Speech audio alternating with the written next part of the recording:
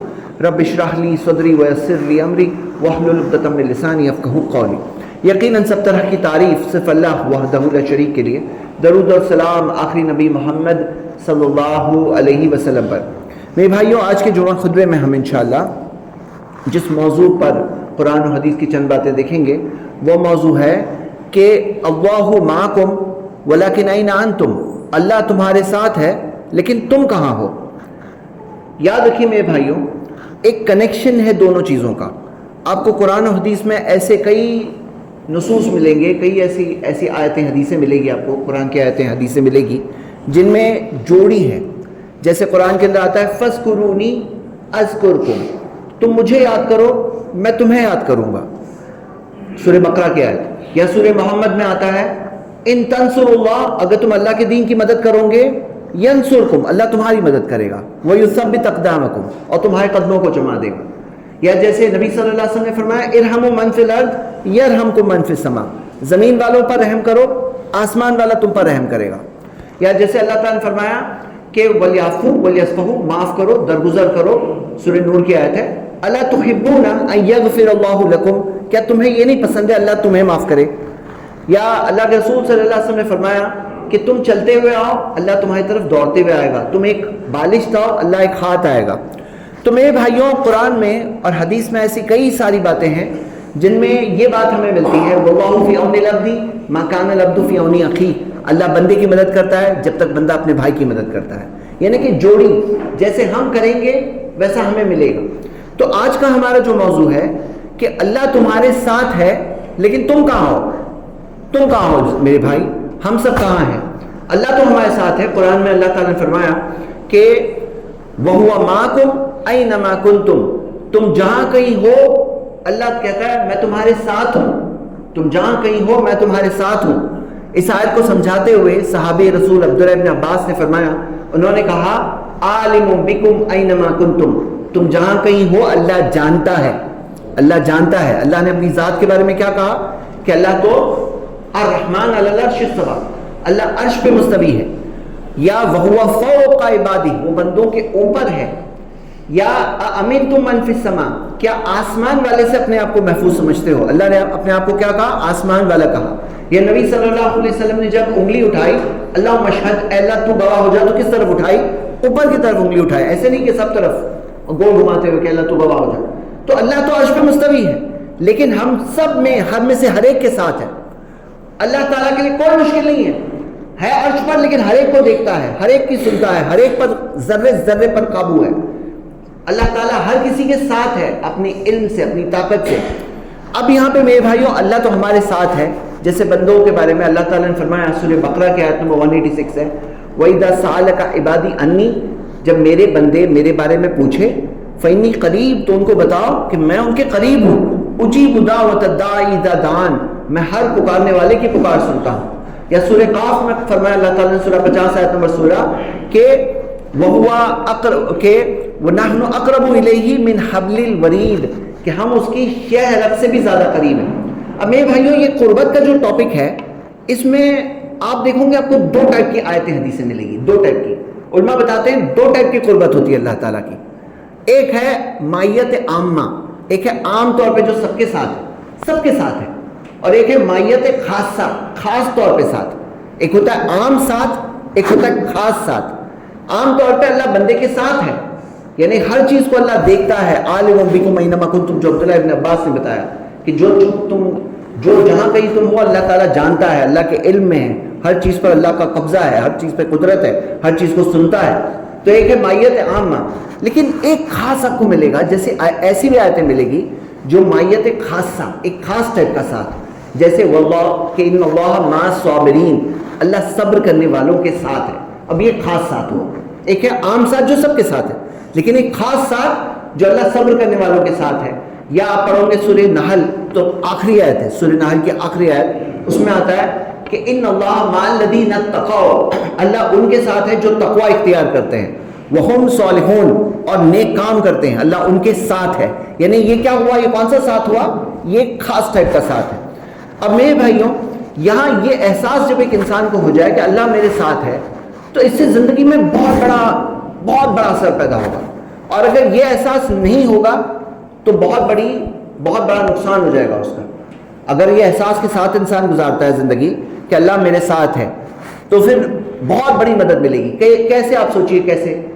مثال کے طور پر ایک انسان کو جب احساس ہوتا ہے کہ اللہ تعالیٰ مجھے دیکھ رہا ہے تو وہ انسان میں ایک حیا پیدا ہوگی, ایک شرم پیدا ہوگی, اللہ تعالیٰ سے شرم کہ اللہ تو سب چیز دیکھ رہا ہے, کوئی نہیں دیکھ رہا ہے لیکن اللہ تعالیٰ تو دیکھ رہا ہے. تو وہ چیز اس کو گناہوں سے روکتی ہے, نافرمانی سے روکتی ہے, برے کاموں سے روکتی ہے. تو یہ ایک فائدہ ہوا اس احساس کا کہ اللہ میرے ساتھ ہے. اللہ میرے ساتھ ہے, اس کے اندر اور کیا فائدے ہیں؟ ایک بہت بڑا فائدہ یہ ہے کہ ایک انسان دنیا میں جب زندگی گزارتا ہے نا تو زندگی میں بہت سارے اتار چڑھاؤ, مشکلیں, آسانیاں, یہ زندگی اسی چیز کا نام ہے. کوئی زندگی ایسے نہیں چلتی جیسے خوابوں کے اندر کوئی انسان خواب دیکھ رہا ہے, ویسے زندگی نہیں چلتی ہے. اصل زندگی کے اندر ہر چیز انپریڈکٹیبل ہوتی ہے. کسی کی موت ہو جاتی ہے, ایکسیڈنٹ ہو جاتا ہے, سوچا تھا کچھ اور ہو گیا, بزنس کرنے گیا نقصان ہو گیا, ایسی تمام چیزیں ہوتی ہیں. اور کئی بار انسان پاتا ہے اپنے آپ کو کہ وہ اکیلا ہے, لیکن اگر اسے احساس ہو کہ وہ اکیلا نہیں ہے, اللہ تعالیٰ نے کہا کہ فإنی قریب, میں اس کے قریب ہوں, اللہ تمہارے ساتھ ہے. اور اگر صبر کرو گے تو ایک خاص ساتھ اور ملے گا, مطلب اللہ کی مدد ملے گی. ان تنصروا اللہ ینصرکم, اگر تم اللہ کے دین کی مدد کرو گے اللہ تمہاری مدد کرے گا. یا جیسے اللہ کے رسول صلی اللہ علیہ وسلم نے فرمایا احفظ اللہ یحفظکم, تم اللہ کے حکموں کی حفاظت کرو اللہ تمہاری حفاظت کرے گا. تم اللہ کے حکموں کی حفاظت کرو اللہ تمہاری حفاظت کرے گا. تو میرے بھائیوں یہاں کیا معاملہ ہے کہ یہ ساتھ سے کیا احساس ہوتا ہے کہ میں اکیلا نہیں ہوں. بھئی اکیلا انسان ٹوٹ جائے گا, اکیلا انسان ہار جائے گا, اکیلا انسان مایوس ہو جائے گا. لیکن جب اسے احساس ہو اللہ میرے ساتھ ہے تو پھر کیا ہوگا؟ طاقت پیدا ہوتی ہے کہ نہیں ہوتی, ہمت پیدا ہوتی ہے کہ نہیں ہوتی ہے.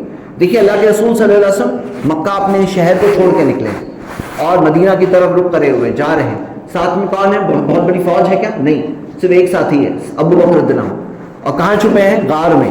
اللہ کے سچے رسول ہیں, لوگوں کی خیر خواہی کے طور پر, لوگوں کو برائی سے روکنے کے لیے, جہنم سے بچانے کے لیے آئے ہیں.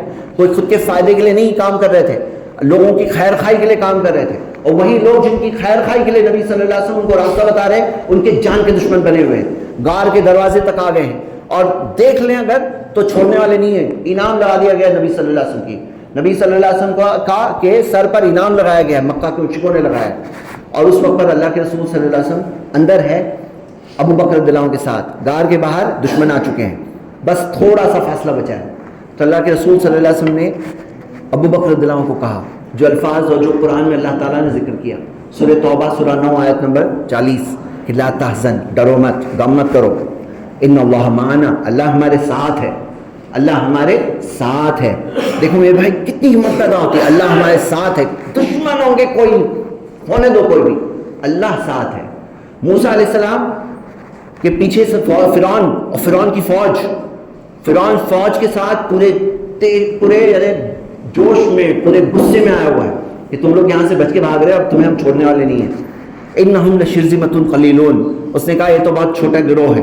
مطلب سوچو کتنے پاورفل تھے وہ لوگ, کتنی طاقت کے ساتھ آ رہے ہیں, فوج کے ساتھ آ رہا ہے, مارنے کے لیے, ختم کرنے کے لیے. فرعون پیچھے ہے اور پورے فورس کے ساتھ, اور سوچو اس کا ریپوٹیشن, مطلب فرعون کا بیک گراؤنڈ کیا ہے, بچوں کو نہیں چھوڑتا تھا. کتنا ظالم بادشاہ, اس زمین پر شاید اتنا بڑا ظالم کوئی گزرا نہیں ہوگا جتنا بڑا ظالم فرعون تھا. اور وہ اب وہاں پر آ کر کے پیچھے سے کیا کرنے والا ہے, آ کر کے ان کو ختم کرنے والا ہے. سامنے کیا دکھ رہا ہے؟ سمندر دکھ رہا ہے, پیچھے کون ہے؟ فرعون ہے. اور موسیٰ علیہ السلام نے کیا کہا بنی اسرائیل سے؟ کہا کلا معی ربی سیہدین, نہیں میرا رب میرے ساتھ ہے, وہ راستہ بتائے گا, وہ راستہ بتائے گا. سوچو نا میرے بھائیو, سوچو کتنی ہمت, کہاں سے پیدا ہوئی ہمت موسیٰ علیہ السلام نے؟ موسیٰ علیہ السلام میں ہمت پیدا ہوئی معی ربی, اس چیز سے ہمت پیدا ہوئی, میرا رب میرے ساتھ ہے, اس چیز سے ہمت پیدا ہوئی. تو کیا ہمارے اندر ہمت پیدا نہیں ہوگی اگر ہم اس احساس کے ساتھ زندگی گزاریں گے؟ زندگی کے پرابلمز آئیں گے, لیکن جب یہ احساس ساتھ میں ہوگا اللہ میرے ساتھ ہے, آسمان اور زمین کا مالک میرے ساتھ ہے, الفتاح, کوئی راستہ نہیں دکھ رہا ہے, راستہ نکالنے پر قادر ہے, الفتاح, راستہ کھولنے پر قادر ہے, وہ میرے ساتھ ہے. ہاں مایوسی دکھ رہی ہے, مشکلیں دکھ رہی ہے, لیکن اللہ تعالیٰ کی رحمت سے مایوس نہیں ہونا. لا تقنطوا من رحمت اللہ, اللہ نے کہا کہ اللہ کی رحمت سے مایوس مت ہونا, وہ رب میرا میرے ساتھ ہے. اس سے کیا ہمت نہیں پیدا ہوگی؟ اس میں کیا دل کو سکون نہیں ملے گا؟ اس میں کیا ہمارے یعنی اندر وہ احساس اور جذبے کی وجہ سے طاقت نہیں پیدا ہوگی؟ تو ہاں ہوتی ہے طاقت میرے بھائیوں. کیا ہوتا ہے کہ انسان ذہنی طور پہ جب ہار جاتا ہے نا تو جہاں راستہ ہوتا بھی ہے تو بھی دکھتا نہیں ہے. لیکن جب اس کے اندر ایک چیز ہوتی ہے توکل، اللہ پر توکل کرنا، اللہ پر بھروسہ کرنا، اس سے کیا ہوتا ہے؟ اس کے اندر ایک اطمینان پیدا ہوتا ہے، اور وہ اطمینان کئی بار ذریعہ بنتا ہے کہ جو راستہ ہے تمہارے سامنے وہ دکھائی دینے لگتا ہے. کیونکہ یاد رکھیے اللہ تعالیٰ نے کیا کہا کہ ان مع العسر یسرا، ہر مشکل کے ساتھ آسانی ہے. تو مشکل ہے تو اللہ تعالیٰ کی رحمت ہے کہ اللہ تعالیٰ نے مشکل کے ساتھ آسانی رکھی ہے. لیکن آسانی دکھتی نہیں ہے. کیوں نہیں دکھتی؟ آدمی اتنا ڈپریشن میں چلے جاتا ہے کہ آسانی ہو کے بھی دکھائی نہیں دیتی ہے. آدمی کو لگتا ہے کہ سب پانی میرے سر کے اوپر جا رہا ہے. لیکن اگر اسے احساس ہو کہ اللہ میرے ساتھ ہے تو پھر کیا ہوگا؟ اسے وہ راستہ دکھائی دے گا، وہ اسے آسانی دکھائی دے گی. اللہ تعالیٰ نے جو راستے رکھے ہیں وہ دکھائی دے گا. اور اللہ تو قادر اس طرح سے ہے کہ جہاں کوئی راستہ نہیں وہاں راستہ نکالنے پر قادر ہے. اللہ چاہے تو کوئی بولے گا کوئی راستہ نہیں ہے، اللہ نکالنا چاہے اللہ وہاں سے راستہ نکالے گا. کیا موسیٰ علیہ السلام کے لیے نہیں نکالا؟ اسی سمندر میں سے موسیٰ علیہ السلام بچ کے نکل گئے، اور اسی سمندر میں فرعون اور اس کی پوری فوج کے ساتھ ان کی موت وہیں پہ لکھی تھی، وہاں پہ ان کی سزا لکھی تھی. وہی سمندر میں سے جو سمندر، جو راستہ موسیٰ علیہ السلام کے بچنے کے لیے بنا تھا، وہی راستہ فرعون کی بربادی اور خاتمے کے لیے لکھا تھا. میرے بھائیو، اللہ چاہے تو کہاں سے راستہ نکالے گا وہ آپ کو فکر نہیں کرنے کی ضرورت ہے. آپ اپنا کام کرو، آپ بندے ہو، بندے بن کے زندگی گزارو، سکون سے زندگی گزارو گے. اپنے آپ کے اوپر سر پہ سب چیز لے گا انسان کہ میں سمجھتا ہے کہ میرے ہاتھ میں، اپنے آپ کو رب سمجھتے ہو، اپنے آپ کو سمجھتے ہو میں چلاتا ہوں. آپ چلانے والے ہو تو ہار جاؤ گے، آپ نہیں چلانے والے ہو. ہم کوشش کریں گے، ہم شریعت پہ چلیں گے، ہم قدم آگے بڑھائیں گے، لیکن مدد اللہ کی ہوتی ہے، ساتھ اللہ کا ہوتا ہے. اور وہ ساتھ کی وجہ سے دنیا کی زندگی سکون کے ساتھ گزر سکتی ہے. اور وہ کب گزر سکتی ہے؟ جب ایک انسان میں احساس ہو اللہ میرے ساتھ ہے، اللہ میرے ساتھ ہے. میرے بھائیوں، یہ احساس کی وجہ سے ایک چیز پیدا ہوتی ہے جسے کہتے ہیں توکل. توکل ایک چیز ہے جو دل کی عبادت ہے، اللہ تعالیٰ پر چھوڑنا.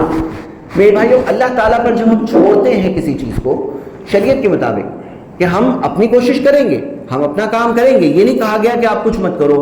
اللہ پہ چھوڑو کا مطلب یہ نہیں ہے کہ تم کچھ بھی مت کرو، ہاتھ پہ ہاتھ دھرے بیٹھے رہو اور کہو کہ اللہ پہ میں نے چھوڑ دیا.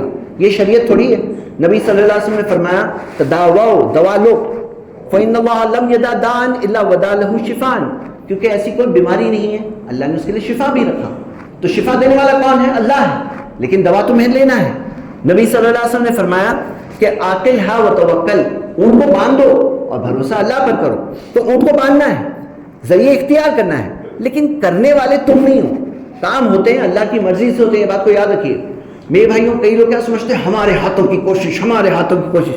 تمہارے ہاتھوں کی کوشش تم کرو، لیکن تمہارے ہاتھوں کے کرنے سے ہوتا ہے. تم یہ سمجھتے ہو کہ تمہارے ہاتھوں کے کرنے سے ہوتا ہے، تو تم نے اپنے آپ کو ایک طرح کا رب کا درجہ کہیں دے دیا. کیوں؟ کیونکہ ہوتے ہیں کام صرف اللہ کی مرضی سے ہوتے ہیں. یاد رکھیے اس بات کو. اللہ کی مرضی نہیں ہے نا، پوری کوشش کر ڈالو، بیسٹ پلاننگ کر ڈالو، جو کام اللہ نے نہیں چاہا ہے وہ تمہاری مرضی کے بغیر، اللہ کی مرضی کے بغیر ہو ہی نہیں سکتا. تو کام ہوتے ہیں تو اللہ کی مرضی سے ہوتے ہیں. یہ بات کو یاد رکھیں. یہ ہے توکل، کہ اللہ پر چھوڑ دینا. کہ تم کیوں ٹینشن لے رہے ہو؟ تمہارے ہاتھ میں ہے کیا؟ کیا ہمارے کرنے سے کام ہوتے ہیں؟ اللہ تعالیٰ کی مرضی سے ہوتے ہیں. تو اللہ تعالیٰ پر چھوڑنا یہ دل کی عبادت ہے. پتہ ہے آپ کو، ابھی ہم جو کر رہے ہیں، جو نماز ابھی پڑھیں گے، یہ جسم کی عبادت ہے. لیکن ایک عبادت ہوتی ہے جو خالص دل کی عبادت ہوتی ہے. اور توکل کون سی عبادت ہے؟ ہمارے دلوں کی عبادت ہے. جب ہم چھوڑ دیتے ہیں اللہ پر تو اللہ تعالیٰ کو بہت پسند ہے. اللہ تعالیٰ کو بہت پسند ہے میرے بھائی. اللہ تعالیٰ نے فرمایا ان اللہ یحب المتوکلین، اللہ توکل کرنے والوں سے تو محبت کرتا ہے. یعنی جو اللہ پہ چھوڑتے ہیں، توکل کرتے ہیں، ان سے تو اللہ تعالیٰ محبت کرتا ہے. اور اللہ تعالیٰ نے فرمایا کہ ومن یتوکل علی اللہ، جو اللہ پر توکل کرے فہو حسبہ، اللہ اس کے لیے کافی ہے. سورہ طلاق کی آیت ہے، سورہ 65 کی آیت نمبر 2 اور 3، کہ جو اللہ پر بھروسہ کرے تو اللہ کہتا ہے اللہ اس کے لیے کافی ہے. اور ومن یتق اللہ، جو اللہ سے ڈرتا ہے، یجعل لہ مخرجا، اللہ اس کے لیے راستہ نکالتا ہے. ویرزقہ من حیث لا یحتسب، اور وہاں سے رزق دیتا ہے جہاں سے وہ سوچ نہیں سکتا. تو میرے بھائیوں یاد رکھیے کہ یہ احساس کے ساتھ، اور یہ جوڑی کا معاملہ آپ کو شروع سے جو جہاں سے بات شروع ہوئی تھی، آپ کو بار بار وہ جوڑی دکھ رہی ہے یا نہیں دکھ رہی؟ ہر جگہ پر. تو یہاں پر اللہ تعالیٰ نے ان چیزوں کو ہمارے کرنے سے جوڑا ہے. ہم کیا کرتے ہیں؟ ہم ایک ہاتھ بڑھتے ہیں، ایک بالش سے آگے بڑھتے ہیں کہ نہیں بڑھتے ہیں؟ تو اللہ تم آسانی کرے گا، اللہ ایک ہاتھ آئے گا. اگر ہم چلتے ہوئے آئیں گے، اللہ دوڑتے ہوئے آئے گا. یاد رکھنا ہے کہ اللہ تعالیٰ تمام کمیوں سے پاک ہے، اس کی تمام صفات تمام کمیوں سے پاک ہے. اللہ تعالیٰ خالق کائنات ہے، دنیا کا بنانے والا، چلانے والا، سنبھالنے والا. اس کے لیے ہمارے لیے آسانی پیدا کرنا کوئی مشکل بات نہیں ہے. تو میرے بھائیوں، اللہ تعالیٰ ہمارے ساتھ ہے، یہ احساس یہ ہمارے اندر پیدا ہو، یہ اصل مقصد ہے کہ آج ہم جو بات کر رہے ہیں، قرآن و حدیثی باتیں دیکھ رہے ہیں، اس میں اصل مقصد یہ ہے کہ جیتے تو بہت لوگ ہیں نا بھائی، جیتے تو 800 کروڑ لوگ ہیں اس زمین پر، لیکن کتنے سارے ایسے لوگ جیتے ہیں جو مر مر کے جیتے ہیں، جن کے لیے روز زندگی سزا ہوتی ہے ان کے لیے، مطلب وہ پریشان جیتے ہیں۔ بھائی جینا تو سب کو پڑتا ہے، جب تک موت نہ آ جائے نا تب تک تو جینا ہی ہے، یاد رکھیے، جب موت لکھی ہے نا تبھی اس دنیا سے جا سکتے ہیں۔ کچھ لوگ یہ سمجھتے ہیں کہ میں خودکشی کر لوں گا نکل جاؤں گا دنیا سے، وہ بھی نہیں ہوتا ہے، وہ بھی نہیں ہوتا ہے۔ ورلڈ ہیلتھ آرگنائزیشن کی ایک رپورٹ ہے، اس میں آتا ہے کہ 20 لوگ خودکشی کرتے ہیں نا تو ایک مرتا ہے، مطلب 20 لوگ خودکشی جو کرتے ہیں تو 19 مرتے ہی نہیں ہیں، ایک مرتا ہے۔ یعنی کیا؟ جو ایک مرا اس کا وقت تھا، وہ خودکشی نہیں کرتا تو بھی مر جاتا، اور جو نہیں مرے 19 ان کا وقت آیا نہیں تھا تو ان کا مرنا نہیں لکھا تھا، وہ نہیں مرے۔ ہاں ہڈی فصلی ٹوٹ گئی، ہو سکتا ہے اپاہج ہو کے زندگی گزاریں گے، ہو سکتا ہے محتاج ہو کے زندگی گزاریں گے، ہو سکتا ہے ایسے ہی بچ نکلیں گے، لیکن موت نہیں آئی ان کی۔ تو یاد رکھیے جیتے تو بہت لوگ ہیں، لیکن جینے میں فرق ہے۔ ایک مومن کیسے جیتا ہے؟ ایک مومن جیتا ہے اس احساس کے ساتھ میں اکیلا تھوڑی ہوں، میرے ساتھ تو میرا رب ہے، ہاں میرے ساتھ تو میرا رب ہے۔ تو میرے بھائیوں یہاں پہ ہم سب کے لیے یاد دہانی ہے، کیا یاد دہانی ہے؟ کہ ایسے کیوں جی رہے ہو، ایسے کیوں جی رہے ہو؟ ایمان کی دولت ہے تمہارے پاس، اتنی بڑی دولت، ایمان کی دولت کوئی چھوٹی دولت ہے؟ ایمان کی دولت اتنی بڑی دولت ہے کہ قیامت کے دن جو لوگ ناکام ہوں گے، اگر ان کے بارے میں آتا ہے ان کے پاس جو کچھ زمین پر ہے سب کچھ ہوتا تاکہ وہ اپنے آپ کو دے کر بچا دے، بلکہ اس سے دگنا ہوتا تو بھی نہیں بچا پائیں گے۔ یعنی آپ کے پاس دل میں ایمان ہے نا، ایک رائے کے دانے بھی برابر ایمان ہو لیکن ایمان ہے، اب ایمان مضبوط ہے تو آپ کو اونچا انعام ملے گا، ایمان کمزور ہے تو بھی کامیاب ہے انسان، لیکن ایمان ہونا چاہیے۔ یاد رکھیے کیا ہوتا ہے، ایمان ایک انسان کا کب چلے جاتا ہے؟ آدمی گناہوں کے راستے پر چلتا ہے تو گناہ جو ہے نا کفر کے دروازے پہ دستک دے دیتے ہیں، گناہ جو ہوتے ہیں کفر کے دروازے پر دستک دے دیتے ہیں۔ آدمی شروعات میں گناہ کر رہا ہوتا ہے، وہ ایمان کے ساتھ ہوتا ہے، پھر ایمان کمزور ہو رہا ہے اس کا، کیونکہ جیسے ہم گناہ کرتے ہیں ہمارا ایمان ویسے ہی کمزور ہوتا جاتا ہے۔ دیکھیے کوئی گراف اور چارٹ نہیں دکھتا ہے، نہ آپ کو کوئی ایکس رے رپورٹ ملنے والی کہ ایمان ابھی بڑا ہوا ہے کہ کمزور ہے، لیکن ایک انسان دل میں محسوس کر سکتا ہے میرا ایمان کیسے چل رہا ہے۔ ایمان بڑھتا بھی ہے اور گھٹتا بھی ہے، نیکیوں سے بڑھتا ہے، گناہوں سے گھٹتا ہے۔ جب نیکیاں کرتے ہیں تو ایک نیکی کی وجہ سے ایمان اور بڑھ جاتا ہے، زیادہ تم ایمان قرآن میں آتا ہے، ایمان بڑھ جاتا ہے، اور جب انسان گناہ کرتا ہے تو اس کا ایمان کمزور ہوتا ہے، اور کمزور ہوتے ہوتے کیا ہوتا ہے سنیے، گناہ کر رہا ہے کمزور ہوا ایمان، اور گناہ کیا اور کمزور ہوا، اور گناہ کیا اور کمزور ہوا۔ ایک دن پھر ایسا آتا ہے کہ اس کے بعد جب اسے کوئی کہا جاتا ہے کہ بھئی یہ تو گناہ ہے، وہ بولتا ہے میں نہیں مانتا یہ سب۔ جب اس نے کہہ دیا میں نہیں مانتا، یہ کفر کے الفاظ ہیں، اب ایمان نہیں رہا، کیونکہ ایمان ہوتا تو وہ یہ نہیں کہہ سکتا ہے کہ میں نہیں مانتا، وہ مانتا ہے، وہی تو ایمان ہے نا۔ ایمان کیا ہے؟ ماننا ہے، ایمان ہے۔ ایمان نہیں ہے تو نہیں مانتا، نہیں مانتا تو ایمان نہیں ہو سکتا، مانتا ہے تو ایمان، تو نہیں مانتا نہیں بول سکتا، نہیں مانتا بول رہا ہے تو ایمان نہیں ہو سکتا۔ تو کیا ہوتا ہے کہ انسان اسی طرح سے نیچے گرتا جاتا ہے، اور پھر ایمان جیسی قیمتی چیز اس کے ہاتھ سے چلی جاتی ہے۔ تو میرے بھائیوں یہاں پہ اصل بات کیا ہے؟ اللہ تعالیٰ فرمایا وَلَا تَكُونُوا كَالَّذِينَ نَسُوا اللَّهَ، ان لوگوں کی طرح مت بننا جو اللہ کو بھول گئے، فَأَنسَاهُمْ أَنفُسَهُمْ، تو اللہ نے انہیں اپنے آپ کو بھلا دیا، وہ بھولے اللہ کو تو اللہ نے انہیں اپنے آپ کو بھلا دیا۔ یعنی کیا؟ سوچنے کی بات ہے کہ انسان خود سمجھ سکتا ہے کہ ہم لوگ بے مقصد جی رہے ہیں، کیا ہم لوگ بے مقصد جی رہے ہیں؟ بھائی ہر چیز بے مقصد، کوئی چیز، ہر چیز کیا مقصد ہوتا ہے؟ یہ اے سی لگا ہے اس کا مقصد ہے، یہ اسپیکر لگا ہے مقصد ہے، پنکھے کا مقصد ہے۔ ہمارے 800 کروڑ لوگ دنیا میں بے مقصد جی رہے ہیں، کوئی مقصد ہی نہیں ہے۔ اتنے سارے انسان جو جی رہے ہیں زمانے سے پہلے سے اب تک قیامت تک جیئیں گے، بے مقصد جی رہے ہیں۔ یہ کیسے سوچ لیا؟ فَأَنسَاهُمْ أَنفُسَهُمْ، تو اللہ تعالیٰ نے کہا کہ جو اللہ کو بھول جاتے ہیں ان کی سزا یہ ہوتی ہے فَأَنسَاهُمْ أَنفُسَهُمْ، اللہ انہیں اپنے آپ کو بھلا دیتا ہے، وہ خود اپنے آپ کو بھول جاتے ہیں، اپنی اصلیت بھول جاتے ہیں، اپنی حقیقت بھول جاتے ہیں، اپنی ریالٹی بھول جاتے ہیں کہ میں بے مقصد نہیں ہوں دنیا میں، میرا کلیئر کٹ مقصد ہے، یہ زندگی امتحان چل رہی ہے اور میں دنیا میں آیا ہوں صرف اللہ ہی کی عبادت کرنے کے لیے۔ میں اپنی مرضی کو اللہ کی مرضی کے آگے سرنڈر کر دوں، میں عبادت کروں اور صرف اللہ تعالیٰ کی عبادت کروں۔ قرآن میں آتا ہے وَمَا خَلَقْتُ الْجِنَّ وَالْإِنسَ إِلَّا لِيَعْبُدُونَ، کہ ہم نے جنوں اور انسانوں کو صرف اپنی عبادت کے لیے بنایا۔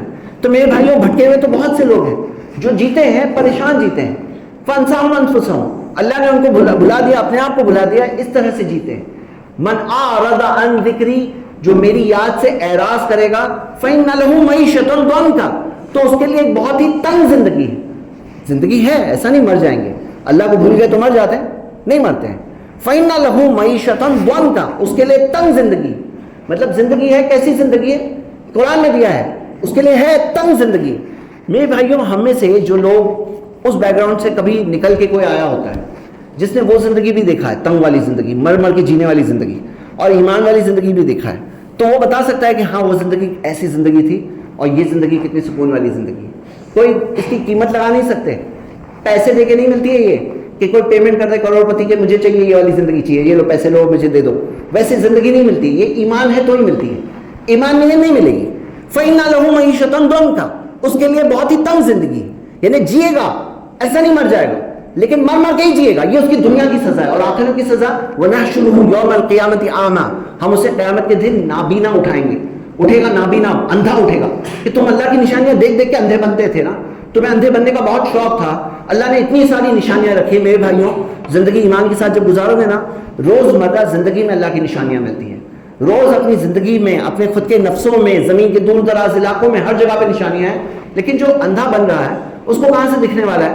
تو جو اس کو اندھا بننے کا بہت شوق تھا, نحشرہ یوم القیامۃ اعمیٰ, اللہ تعالیٰ نے فرمایا ہم اسے قیامت کے دن اٹھائیں گے نابینا, اندھا اٹھائے گا.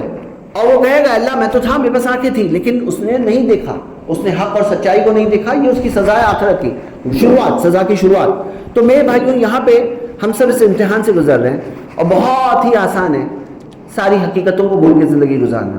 بہت ہی آسان ہے انسان دنیا میں مگن ہو جائے, بس مگن ہو جائے, اور پھر ایک دن اسے احساس کب ہوگا؟ جب فرشتے روح قبض کرنے آئیں گے, اور جب فرشتے اس کے پیٹھ پر, اس کے چہرے پر, جو اس کے باسطو ایدیہم, اپنے ہاتھوں کو کھینچیں گے, مطلب بہت زوردار ماریں گے, تو تب تو سمجھ میں آ ہی جائے گا نا. تب تو سب کو سمجھ میں آ جائے گا. سمجھنے والا سمجھدار انسان کون ہے؟ جو ابھی سمجھ لے, ابھی سمجھے وہ سمجھدار ہے. تبھی سمجھ کے کیا فائدہ ہے؟ تبھی تو سمجھ میں آ ہی جائے گا. ابھی سمجھے وہ سمجھدار انسان ہے, ابھی احساس لے کر آئے وہ سمجھدار انسان ہے. نہیں تو مگن ہونے کی بڑی بہت ساری چیزیں ہیں بھری ہوئی ہیں. ان الدنیا خضرۃ وحلوہ, نبی صلی اللہ علیہ وسلم نے فرمایا کہ دنیا ہری بھری ہے اور میٹھی ہے. صحیح بخاری کی حدیث ہے, بالکل ہری بھری میٹھی. یعنی اس کے اندر اگر آدمی مگن ہونا چاہے نا, بہت چیزیں ہیں, ہاں بہت چیزیں لگی ہوئی ہیں. حالانکہ نشانیاں بھی ہوتی ہیں کہ بریک لگا لے بھائی بندہ, بریک لگ جائے, بندہ بریک لگا لے. جیسے گناہوں کا معاملہ کیسا ہے نا, آدمی جب گناہ کرتا ہے نا اور بار بار گناہ کرتا ہے نا, اس کی لذت کم ہوتی جاتی ہے, اس کی ڈیمینشنگ لذت ہوتی ہے, یعنی لذت کم ہوتی جاتی ہے. وہی گناہ کر رہا ہے, بار بار کر رہا ہے, تو اس کی لذت کم ہوتی جاتی ہے. یہ کیا ایک نشانی ہے کہ تاکہ وہ یو ٹرن مار دے, نیکی کے راستے پہ چلے جائے. تو اب یہاں کیا ہے معاملہ, دنیا کے جو کئی ساری نشانیاں ہوتی ہیں نا, جو ایک انسان کے جگانے کے لیے ہے کہ ہمارے آس پاس ہم دیکھتے ہیں کہ کوئی ہمارے ساتھ تھا ایک دن, اور پھر ایک دن آیا وہ چلا گیا. وہ تو چلا گیا, اپنی زندگی دنیا سے چلا گیا, سب کچھ چھوڑ کے چلا گیا. جس کے لیے زندگی بھر دوڑ بھاگ کرتے ہیں وہ سب کچھ چھوڑ کے چلا گیا.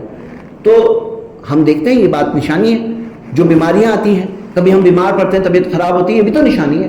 ایک احساس ہو کہ ہم کتنے کمزور ہیں, اور ایک دن ایسے جائیں گے کہ بیمار پڑ کے ٹھیک بھی ہو جاتے ہیں, لیکن ایک دن ایسا ہوگا کہ ہم اس طرح سے ختم ہو جائیں گے کہ دنیا کے اندر ہمارا وجود ہی ختم ہو جائے گا. اللہ تعالیٰ کے پاس آخرت کا ہمارا سفر شروع ہو جائے گا, رزلٹ ملنا شروع ہو جائے گا. تو میرے بھائیوں یہ ساری نشانیاں ہیں. جو انسان سمجھدار ہو وہ یہ تمام باتیں دیکھ سکتا ہے. تو اب ان تمام چیزوں میں خلاصہ کیا ہے؟ خلاصہ ہمارا یہ ہے کہ اللہ تعالیٰ کا ساتھ ہمارے ساتھ ہے. اس نے صرف بنایا نہیں, وہی تو چلانے والا ہے, وہی تو سنبھالنے والا ہے. کیا لگتا ہے آپ کو میرے بھائیوں, دنیا ایسے ہی چل رہی ہے, اللہ کے چلائے بغیر چل رہی ہے؟ کچھ لوگ کیا سمجھتے ہیں نا, بنا کے رکھ دیا اللہ نے. آپ سوچو اگر ایسا ہوتا کہ دنیا اتنی بڑی ہے, اتنی بڑی کائنات, سب فکسڈ ہوتی, سب کے سب چیز فکسڈ, ایک چیز بنائی یہاں رکھی, یہاں بنا کے یہاں رکھی. لیکن یہاں کیا ہے, ایک تو بہت بڑی ہے اور وہ پوری کی پوری گھوم رہی ہے. ہاں, کل فی فلک یسبحون قرآن میں آتا ہے, ہر چیز اپنی اپنی جو فلک میں تیر رہے. مطلب ایک تو ہے بنی بڑی, بہت وسیع, بہت بڑی کائنات. آج سائنس بتاتا ہے کہ 9300 کروڑ سال تک روشنی جو تیزی سے چلتی ہے, اتنی تیزی, اتنی چوڑائی 9.3 بلین لائٹ ایئرز, یہ چوڑائی ہے نون یونیورس جو ابھی تک معلوم پڑا ہے. اتنی بڑی کائنات, اور وہ بھی گھوم رہی ہے. کل فی فلک یسبحون, کیا ہے, نشانی نہیں دکھ رہی ہے. تو وہ مالک کیا آپ کی مدد نہیں کر سکتا؟ جو آپ کے چھوٹے اندر سیل ہوتی ہے نا, جو چھوٹی سی مائکروسکوپ سے جو دکھتی ہے سیل, اس کے اندر ڈی این اے کے اندر اتنی ساری معلومات کہ ڈی این اے جو ہوتا ہے ایک سیل کے اندر, اس کی معلومات کو آج ہم لوگ پڑھ پا رہے ہیں. اللہ نے اتنی ہمیں ایک نشانی دی ہمارے لیے, پڑھ پا رہے ہیں. جب پڑھے تو دیکھتے ہیں کہ اس کی معلومات اگر لکھتے ہیں ٹائپ کرو پیپر پہ نکالو تو کتنی کتابیں بھرے گی؟ 90 سے زیادہ والیومز بھر جائیں گے، انسائکلوپیڈیا لیول کے والیومز. اتنی معلومات ایک ڈی این اے میں ہے. تو جو چھوٹی سی ڈی این اے سے لے کر اتنی بڑی کائنات تک چلا رہا ہے، کیا وہ ہمارا ساتھ نہیں دے سکتا؟ کیا وہ ہماری مدد نہیں کر سکتا؟ کیا لگتا ہے؟ وہ اللہ تعالیٰ خالق ہے، بنانے والا ہے، وہ عرش پہ مستوی ہے، لیکن ذرے ذرے پر قابو ہے، بندے بندے کو دیکھ رہا ہے، ہماری زندگی کو کنٹرول کر رہا ہے، جو ہوگا کل اور جو آج ہوا اور جو ماضی میں ہوا ہے ہر چیز کو جانتا ہے. میرے بھائیوں، اللہ تعالیٰ سے دور مت گزارو زندگی، اللہ سے دور مت گزارو. کیسے اللہ کے قریب آئیں؟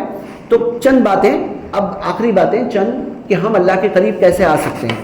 نمبر 1، قریب آنا نہیں چاہو گے نا، کوئی لا نہیں سکتا. اگر ہم قریب نہیں آنا چاہے تو کوئی پکڑ کے اٹھا کے کڈنیپ کر کے آپ کو اللہ کے قریب کر دے گا. ایسے ہونے والا ہے. بھائی زندگی میں اللہ نے انسان کو اختیار دیا ہے، فری ول دیا ہے. اللہ تعالیٰ تو دیتا ہے، اما شاکرا و اما کفورا، چاہے تو شکر گزار بنو چاہے تو انکار کرنے والے بنو، دونوں راستے ہیں. اب انسان ہی تو چنتا ہے نا، یہی تو امتحان بولتے ہیں. بھئی اگر باندھ کر کے تمہیں صحیح راستے پہ کر دیا جائے، یہ کیسا امتحان ہوا؟ جس نے صحیح راستے پہ آ گیا بس باندھا ہوا ہے پورا. تو ایسے تو ہے نہیں، ایسا تو ہونے والا بھی نہیں ہے. یہاں تو ہمیں ہی چوز کرنا پڑے گا. ایک دن آتا ہے جب ایک انسان سوچتا ہے نہیں آج کے بعد میں بدل رہا ہوں. ہوتا ہے ایسے زندگی میں، ایک دن ایسا آتا ہے، کئی لوگوں کی زندگیوں میں آیا ہے کہ چل رہی تھی زندگی، الگ طرف جا رہی تھی، پھر ایک دن آیا اس نے فیصلہ لیا نہیں مجھے ابھی اللہ کے قریب ہو کے زندگی گزارنا ہے، ایسے ہی رہنا ہے، نیک راستے پہ رہنا ہے. ایسے سوچا انسان نے، وہ دن اس کا چینجنگ پوائنٹ ہوا. تو میرے بھائی ایسے دن سے کو دیکھ چکے ہیں بہت سے لوگ، لیکن ایسے بہت سارے لوگ ہیں جن کی زندگی میں ایسا دن ابھی تک آیا نہیں ہے، اور آنا چاہیے. موت سے پہلے آ جائے، موت تو کبھی بھی آ جائے گی، لیکن موت سے پہلے آ جائے، وہ دن آ جائے، اللہ کے قریب بندہ آ جائے، تو سکون والی زندگی دنیا میں اور آخرت کی کامیابی دونوں فائدے ملیں گے. دنیا میں امتحان آئیں گے، پریشانیاں ختم نہیں ہو جاتی ہیں، لیکن پریشانی آنے کے باوجود آپ کو پریشان نہیں کرے گی.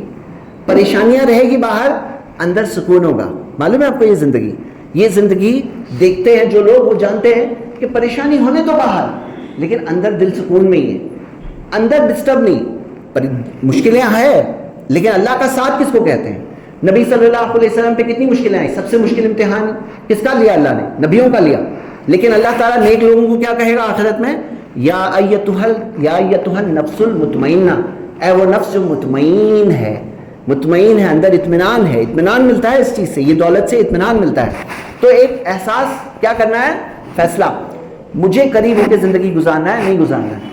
اگر آپ کو قریب نہیں آنا ہے میرے بھائی، کوئی آپ کو لا بھی نہیں سکتا. یہ فیصلہ ہمارا خود کا ہے پہلے. نمبر 2، اگر قریب آنا ہے تو کیسے قریب آئیں گے؟ اللہ تعالیٰ پر کا ساتھ، اللہ دیکھ رہا ہے، اس احساس کے ساتھ زندگی گزارنا. اکیلے ہو، کوئی نہیں دیکھ رہا ہے تو بھی میں گناہ نہیں کروں. اس لیے نہیں کروں کیونکہ میرا رب دیکھ رہا ہے، کیونکہ میرے سامنے ہی میرے اعمال آنے والے ہیں. ان کا حساب مجھے ہی دینا ہے، پڑوسی کو نہیں دینا ہے. میرے اعمال کا حساب مجھے ہی دینا ہے. تو یہ احساس جب ہوگا نا انسان میں، تب وہ انسان بہت آسانی سے بچ سکتا ہے. تو یہاں کیا ہے؟ یہ احساس کے ساتھ زندگی گزارنا. نمبر 3، کہ اپنے ٹینشنز آپ کیوں لے رہے ہو؟ اپنے سر پہ ٹینشن اپنے رب پر چھوڑو. آپ کوشش کرو، آپ اونٹ کو باندھ دو، آپ بیمار ہو دوا لو، شفا دینے والا اللہ ہے، راستے کھولنے والا اللہ ہے. آپ کوشش کرو، اللہ پہ چھوڑ دو. یہ کرنا ہوگا. نمبر 4، کیسے تمام چیزیں پیدا ہوگی؟ میرے بھائیوں، شرک کے ساتھ توکل نہیں پیدا ہو سکتا ہے.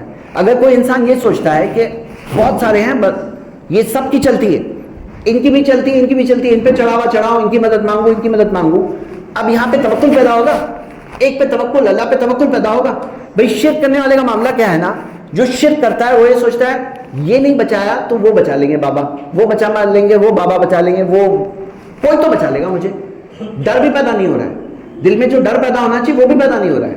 اور لگ رہا ہے راستہ یہ نہیں نکالے تو وہ نکال دے گا، وہ نکال دے گا. کوئی نہیں نکالے گا، سب محتاج ہے. ایک بندہ دوسرے بندے کی عبادت کیوں کرے؟ ایک بندہ دوسرے کے سامنے کیوں سر جھکائے؟ دوسرے کے لیے چڑھاوے کیوں چڑھائے؟ ہماری ساری عبادتیں کس کے لیے؟ صرف اللہ کے لیے. میرے بھائیوں، صرف اللہ کے لیے ہماری عبادتیں ہیں. چاہے دل کی عبادت ہو، چاہے جسم کی عبادت ہو، چاہے مال کی عبادت ہو، تمام عبادتیں صرف اللہ تعالیٰ کے لیے. تو صرف اللہ کے لیے عبادت ہوگی تو ہی تو توکل پیدا ہوگا، تو ہی تو اللہ کا ساتھ ملے گا. کیسے ساتھ ملے گا؟ شرک کریں گے اللہ کا ساتھ ملے گا؟ ایسے ساتھ نہیں ملتا.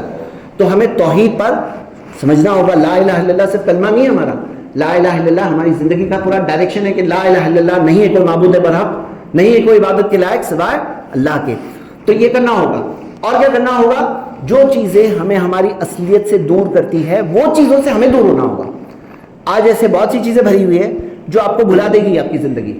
موبائل آپ میں سے ہم میں سے ایک کے پاس ہے، اسی میں اتنا سارا بھرا ہوا ہے، اتنا سارا انٹرنیٹ کے ذریعے کہ بھائی آدمی کو بھلا دینے کے لیے سب کچھ سامان ہے. مگن ہو کے لگے رہو، پھر ایک دن جب فرشتے آئیں گے نا تبھی عقل ٹھکانے آئے گی. تو کوئی چیز جو ہمیں اللہ سے دور کرتی ہے نا، اس چیز سے ہمیں دور ہونا ہوگا.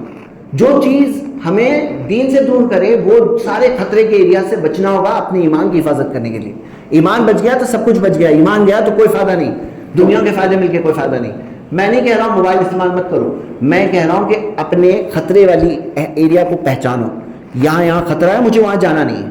دروازہ کھولیں گے بھی نا اگر صرف دیکھنے کے لیے، کیا ہے دیکھو تو صحیح، تو آدمی اتنا کمزور ہوتا ہے نا، انسان اس میں چلے ہی جاتا ہے. صرف کھولنا بھی نہیں ہے وہ دروازہ، جو دروازہ کھولنے کے بعد ہماری آخرت برباد، ہماری دنیا برباد، ہماری زندگی برباد، وہ دروازہ کھولنا بھی نہیں ہے. مجھے وہ دروازے میں جھانکنا بھی نہیں ہے، دیکھنا بھی نہیں ہے، انٹرسٹ ہی نہیں مجھے اس میں. یہ اصلیت ہے، یہ ریالٹی ہے. یہ چند باتیں صرف یاد دہانی ہے. زندگی تو چل رہی ہے، ایک انسان خود فیصلہ کرے کہاں جانا ہے. اسے اللہ کا ساتھ چاہیے تو اللہ تو ساتھ دینے تیار ہے. اللہ تمہارے ساتھ ہے ہاں، لیکن تم کہاں ہو؟ اللہ تو تمہارے ساتھ ہے لیکن تم کہاں ہو؟ یہ ہم سب کے لیے سوال ہے. اللہ ہم سب کو صحیح راستہ چوز کر کے، اختیار کر کے، اس پہ ثابت قدم رہنے کے اللہ ہمیں توفیق عطا فرما. اپنے گناہوں سے توبہ کرنے کی توفیق عطا فرما. اللہ ہمیں ہم سے دوری نہ اختیار کر، ہمیں وہ لوگوں میں سے بنا دے جو تیرے قریب والے بندوں میں سے ہے، نیک بندوں میں سے ہے، توبہ کرنے والے، استغفار کرنے والے، مدد طلب کرنے والے، سیدھے راستے پہ چلنے والے بندوں میں سے اللہ ہمیں بنا دے. اقول قولی ھذا واستغفر اللہ لی ولکم ولسائر المسلمین من کل ذنب واستغفروہ انہ ھو الغفور الرحیم.